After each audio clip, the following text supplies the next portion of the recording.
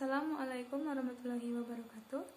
Perkenalkan, saya Dasta Dewi. Di sini saya perwakilan dari kelompok 2 akan memaparkan hasil diskusi kami, yaitu tentang dampak negatif perkembangan teknologi bagi masyarakat. Kemajuan teknologi ini semakin hari semakin berkembang. Adanya teknologi memudahkan kita sebagai umat manusia dalam melakukan berbagai hal. Selain itu, membuat kemudahan dan keefektifan dalam memenuhi kebutuhan akan alat-alat yang mempermudah manusia.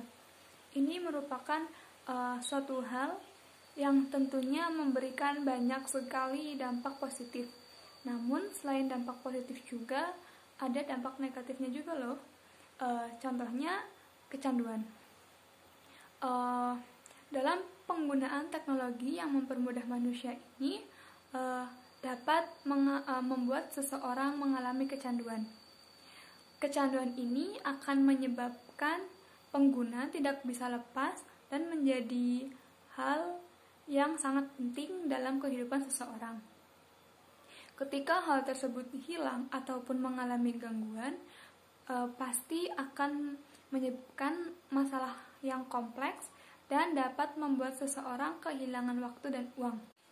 Contohnya, pada zaman sekarang, orang tua akan lebih memilih memberikan anak mereka sebuah handphone daripada mengajaknya bermain. Padahal, hal itu menyebabkan si anak kekurangan peran orang tua dalam mendidik, dan anak tersebut akan memiliki sifat-sifat yang tidak diinginkan, seperti mereka akan marah ketika handphonenya diambil, membangkang, dan tidak mendengarkan nasihat orang tua. Yang kedua, kecanduan game online. Seseorang yang kecanduan game online ini akan kehilangan waktu produktifnya. Mereka menghabiskan waktu mereka untuk bermain game, dan mereka juga akan membutuhkan pengeluaran uang yang banyak. Yang ketiga, ada orang yang lebih suka kemudahan membeli makanan menggunakan aplikasi daripada membuat atau membeli makanan sendiri, yang akan menyebabkan kurangnya gerak tubuh karena tidak mau beraktivitas yang membahayakan kesehatan. Dampak negatif dari perkembangan teknologi yang kedua yaitu pengangguran yang semakin banyak. Dengan berkembangnya teknologi menyebabkan kemudahan dalam menciptakan suatu produk, yang mana dalam penciptaannya tidak membutuhkan banyak tenaga kerja manusia untuk bekerja, karena sudah digantikan oleh alat-alat yang canggih. Ini menyebabkan bertambahnya pengangguran. Dalam pemilihan tenaga kerja pun akan dipilih yang memiliki pendidikan yang tinggi dan mempunyai keahlian yang mumpuni, sehingga orang-orang yang memiliki kemampuan rendah akan tersingkir dan teralihkan. Hal ini juga akan memperluas kejahatan. Saya Siti Sahara dari kelompok 2 akan menjawab pertanyaan pada termin kedua nomor 2 mengenai perbandingan sikap peserta didik yang mendapatkan proses pembelajaran tradisional dengan pembelajaran ITM dalam PIPS. Menurut beberapa sumber yang saya baca, pembelajaran PIPS tradisional itu kurang efektif karena peserta didik hanya melakukan komunikasi satu arah melalui ceramah dan tanya jawab dari guru.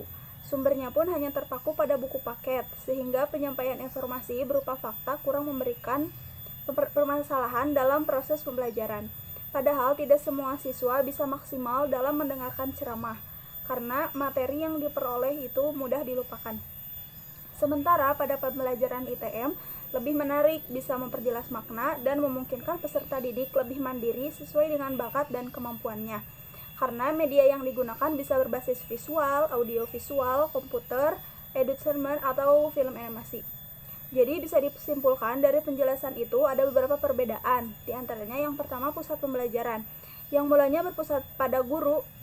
Yang pertama berpusat pada guru. Menjadi guru membekali kemampuan siswa dalam menyeleksi informasi yang dibutuhkan. Kemudian yang kedua, sumber pembelajaran. Pada pembelajaran tradisional, terbatas hanya materi yang diberikan oleh guru, ditambah sedikit dari buku. Namun pada pembelajaran modern, media yang digunakan berupa multimedia yang dapat mempercepat terjadinya tujuan pembelajaran. Yang ketiga ada bentuk kerja. Pada pembelajaran tradisional, itu menerapkan prinsip isolate work atau belajar sendiri, sementara pada pembelajaran modern itu mengutamakan kerjasama. Dan yang keempat ada informasi, di mana pada pembelajaran tradisional itu salah satunya ada information delivery, yaitu melalui satu pihak, sementara pada pembelajaran modern terjadi pertukaran informasi antar guru dan siswa. Kemudian yang kelima ada cara berpikir. Pada pembelajaran tradisional sifatnya berupa fakta dan pengetahuan yang dipelajari. Kemudian pada pembelajaran modern, siswanya dituntut untuk berpikir kritis dan membuat kesimpulan pada informasi yang dia peroleh. Dan yang terakhir ada evaluasi belajar, di mana arah tujuannya itu untuk tujuan pembelajaran. Pada pembelajaran tradisional mengutamakan penyelesaian tugas, tetapi pada pembelajaran modern, guru itu mengamati hal-hal yang sedang dilakukan oleh siswa melalui tugas pembelajaran.